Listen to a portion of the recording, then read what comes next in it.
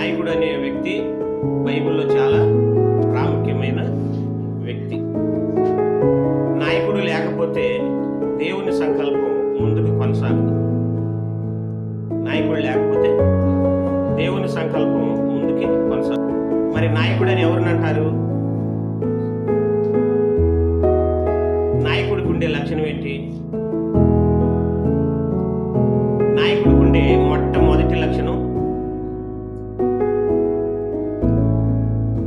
నాయకత్వాన్ని కోరుకోకపోవటం. నాయకుడికి ఉండే మొట్టమొదటి లక్షణం ఏంటో తెలుసా? నాయకత్వాన్ని కోరుకోకపోవటమే నాయకుడికున్న గొప్ప లక్షణం. అవునా కదా? మరి నాయకుడికి ఏ లక్షణం ఉంటుంది అంటే, నాయకుడు అందరూ బాగుండాలని చూస్తాడు, అందరి మీద బాధ్యతగా వ్యవహరిస్తాడు.